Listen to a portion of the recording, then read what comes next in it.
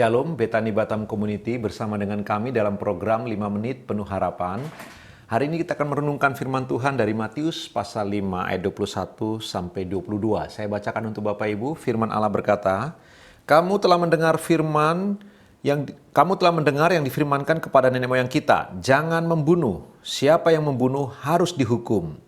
Tetapi aku berkata kepadamu, setiap orang yang marah terhadap saudaranya harus dihukum. Siapa yang berkata kepada saudaranya kafir harus dihadapkan ke mahkamah agama. Dan siapa yang berkata jahil harus diserahkan ke dalam neraka yang menyala-nyala. Bapak Ibu yang dikasihi oleh Tuhan, Tuhan Yesus memberi sebuah hukum yang melampaui norma-norma hukum yang ada.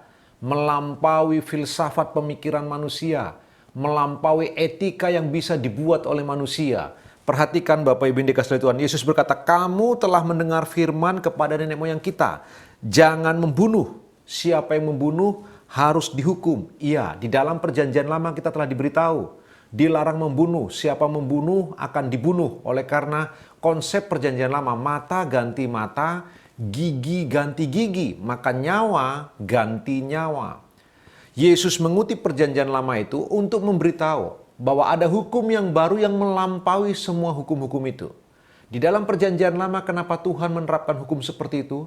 Karena Tuhan menghormati kehidupan.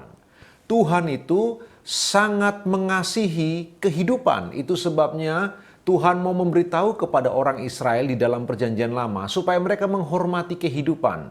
Karena itulah nyawa diganti dengan nyawa. Karena betapa berharganya kehidupan di mata Tuhan. Di dalam perjanjian baru, Tuhan ingin menegaskan bagian itu lebih jelas lagi.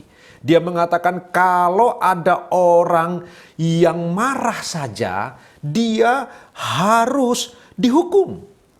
Siapa yang mengatakan kafir harus dihadapkan ke mahkamah agama. Siapa yang berkata saudaranya jahil harus diserahkan ke neraka yang menyala-nyala. Jadi Tuhan Yesus bukan menyelesaikan permukaannya. Tuhan Yesus langsung menyelesaikan sampai ke dasar yang paling bawah. Perhatikanlah bagian ini Bapak Ibu yang dikasihi Tuhan. Kenapa seseorang membunuh? Pasti dimulai dari sebuah amarah. Seringkali pembunuhan dimulai dari amarah dan kebencian. Jadi, sekalipun pembunuhan coba dihambat, sekalipun pembunuhan dilarang begitu rupa, tapi kalau akar masalah tidak diselesaikan, maka pembunuhan tidak akan pernah berhenti terjadi.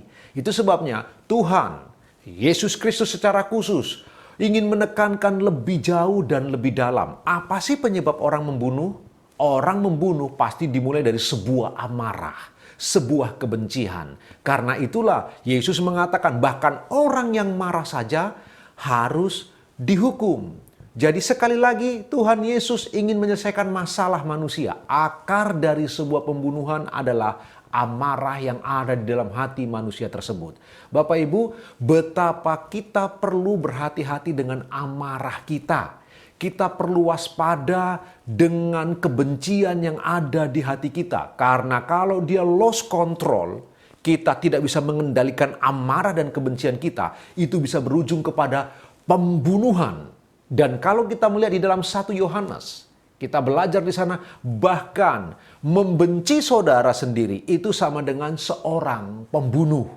Bapak Ibu Betani Batam Community yang dikasihi oleh Tuhan, mari kita merenungkan bagian ini bersama-sama. Marilah menjadi anak-anak Tuhan yang bisa mengontrol emosi-emosi negatif.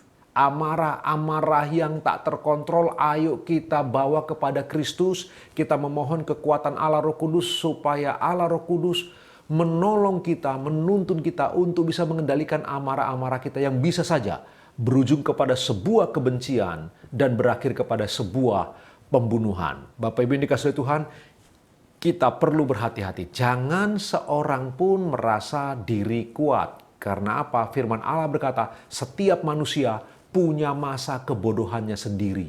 Hari ini kita bisa kuat.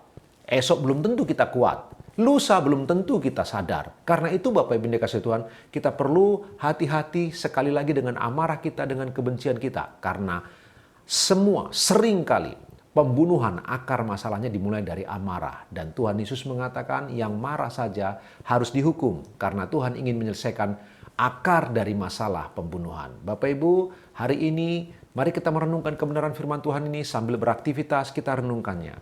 Tuhan memberkati Bapak Ibu.